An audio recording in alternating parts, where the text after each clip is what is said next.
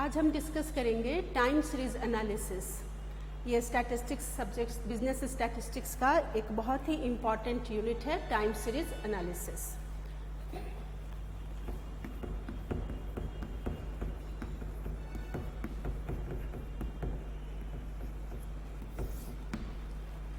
तो time series analysis को discuss करने के पहले सबसे पहले हम ये जानना चाहेंगे कि टाइम सीरीज डेटा हम किसे कहते हैं। What is known as time series? So time series is defined as presentation of values of certain phenomena with respect to time. कहने का मतलब कि किसी भी फिनोमिना की वैल्यूज़ को टाइम पीरियड के मुताबिक अरेंजमेंट करने टाइम पीरियड के मुताबिक किसी भी फिनोमिना की वैल्यू के अरेंजमेंट को हम टाइम सीरीज डेटा कहते हैं। अब ये जो टाइम है ये आपका ईयर हो सकता है, मंथ हो सकता है, क्वार्टर हो सकता है, फोर्टनाइट हो सकता है, डे हो सकता है, आवर हो सकता है या सेकेंड्स हो सकते हैं।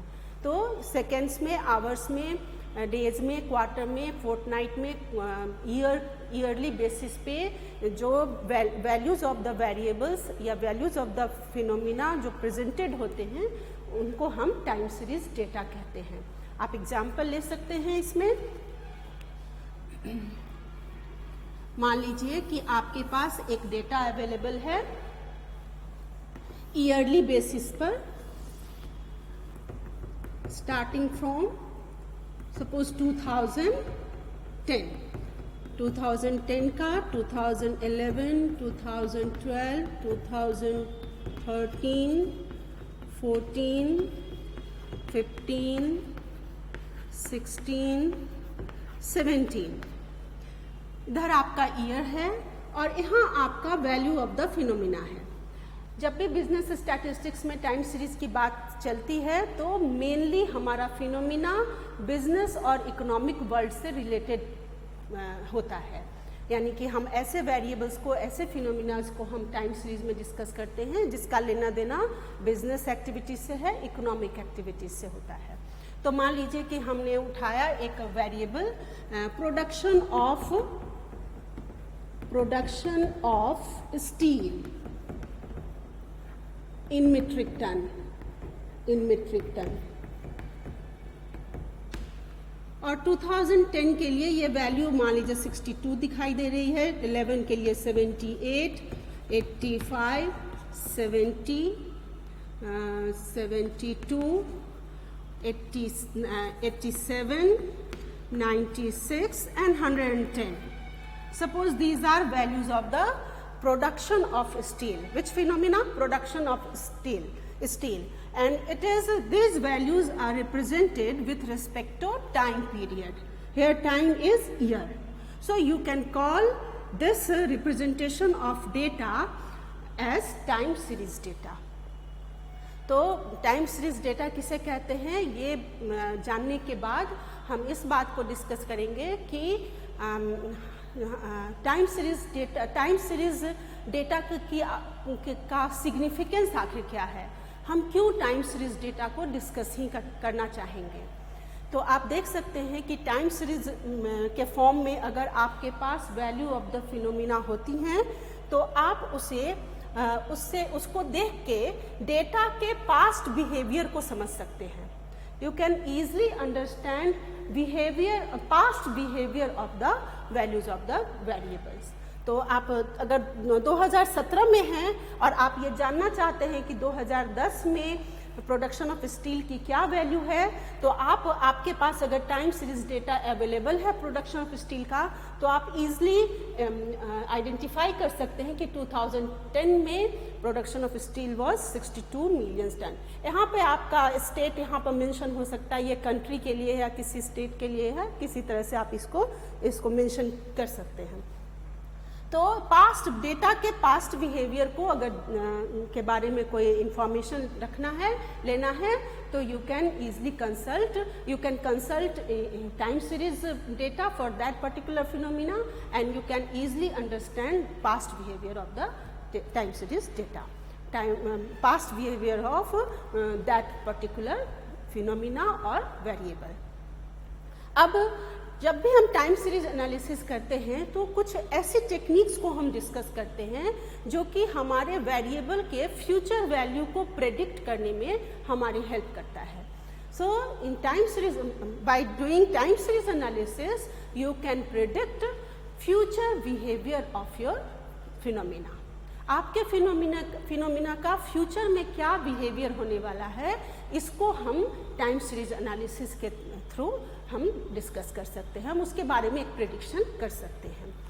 तो ये प्रेडिक्शन, ये तो एक दूसरा इम्पोर्टेंस हो गया। और इस अगर आप प्रेडिक्शन कर सकते हैं तो तीसरा इम्पोर्टेंस जो इमर्ज हो रहा है वो ये कि उस प्रेडिक्शन के बेसिस पे कंपनी, गवर्नमेंट या कोई भी बिजनेस और इकोनॉमिक ऑर्गेनाइजेशन अपनी पॉलिसीज़ फ्रेम कर सकती हैं। उस अपने पॉलिसीज़ को उस मुताबिक प्रोडक्शन से रिलेटेड पॉलिसी, सेल से रिलेटेड पॉलिसीज़ या कोई भी पॉलिसी जो कि उस पर्टिकुलर फिनोमिना से रिलेटेड है वो ईजिली फ्रेम कर सकती हैं, उसमें ड्यू मॉडिफिकेशन कर सकती हैं। तो इसलिए टाइम सीरीज एनालिसिस की काफ़ी इम्पोर्टेंस है। साथ ही आप एक और इम्पोर्टेंस इसका देख सकते हैं कि अगर आपके पास टाइम सीरीज दो रिलेटेड फिनोमिना का टाइम सीरीज डेटा आपके पास अवेलेबल है तो आप उन दोनों फिनोमिना के बिहेवियर को आप कंपेयर कर सकते हैं। You can easily compare behaviour of two related phenomena if you have time series data related to those phenomena. So these are some importance of time series analysis. Time series data जब भी आपके पास आता है तो वो जो data है, मान लीजिए कि आपके पास ये जो टाइम सीरीज डेटा है, आप देखते हैं कि इस डेटा में वैल्यूज स्टैटिक नहीं है, कांस्टेंट नहीं है। ईयर टू टाइम पीरियड के बेसिस पे आपका ये फिनोमिना अपना वैल्यू चेंज कर रहा है। 62 2010 में इसकी वैल्यू 62 थी, 2012 में इसकी वैल्यू 85 थी and 2017 the value is shown as 110। आप जानना चाह सकते हैं कि आखिर ये वेरिएबल ऐसी वैल्यू क्यों लेती हैं।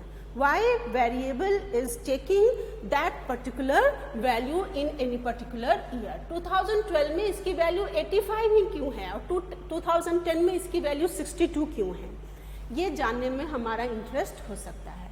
So there are 4 important factors responsible for attaining certain value for any variable. कोई वैल्यू अटेन करता है, उसके पीछे 4 इम्पॉर्टेंट फैक्टर्स काम करते हैं। जैसे कि आपका मार्क्स, आपने कोई मार्क्स अटेन किया, अचीव किया, आपने सिक्योर किया, तो उस मार्क्स के पीछे कई तरह के फैक्टर्स होते हैं जो कि रिस्पॉन्सिबल होते हैं। उसमें से एक फैक्टर हो सकता है number of hours you have devoted towards study, number of lectures you have attended, number of books you have referred. So these are important factors, some important factors which are responsible for attaining certain marks. तो इसी तरह से time series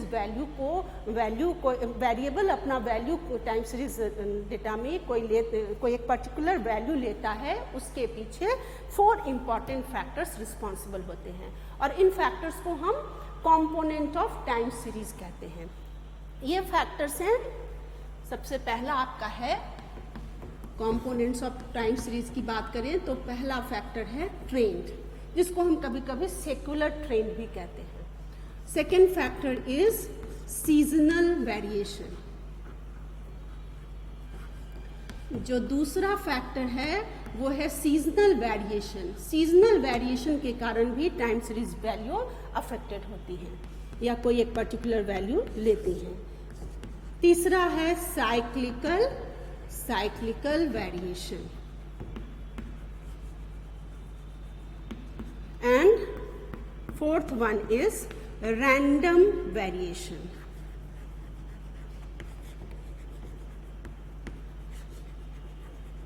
random variation, ये 4 important components हैं जिस कारण जो कि टाइम सीरीज वैल्यू को कोई एक पर्टिकुलर वैल्यू अटेंड करने में अपना रोल प्ले करती हैं।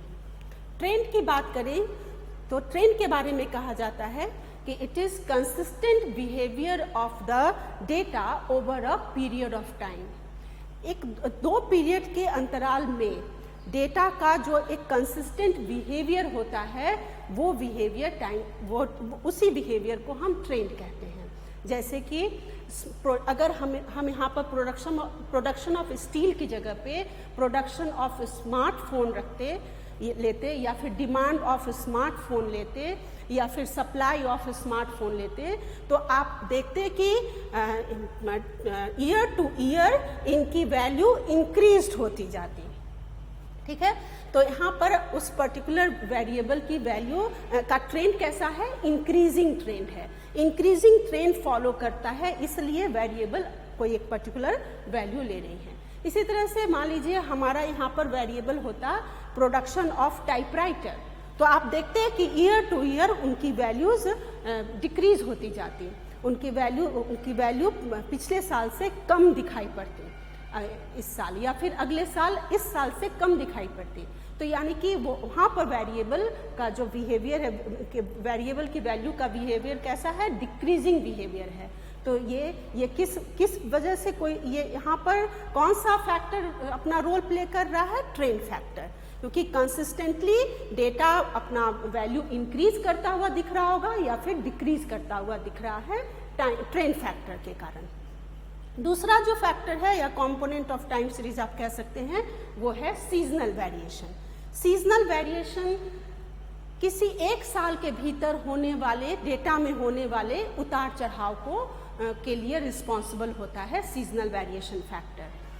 और यहाँ पर जब भी सीजनल वेरिएशन की बात की जाती है तो हम ऐसे डेटा में है सीजनल वेरिएशन को ज़्यादा अच्छी तरह से समझ सकते हैं जिसमें आपका जो डेटा है वो मंथली बेसिस पे या क्वार्टरली बेसिस पर रिप्रेजेंटेड हो। यहाँ पे आपका मंथ हो या फिर क्वार्टर हो, तो ऐसे डेटा में हम सीजनल वेरिएशन के रोल को ज़्यादा अच्छी तरह से ऑब्जर्व कर पाते हैं, आइडेंटिफाई कर पाते हैं। सीजनल वेरिएशन वो वेरिएशन होते हैं जो कि मैन मेड या नेचुरल सीजन के कारण एग्जिस्ट करते हैं। जैसे कि मैन मेड सीजन में आप कह सकते हैं Diwali season, new year season, festival season. Natural season में आप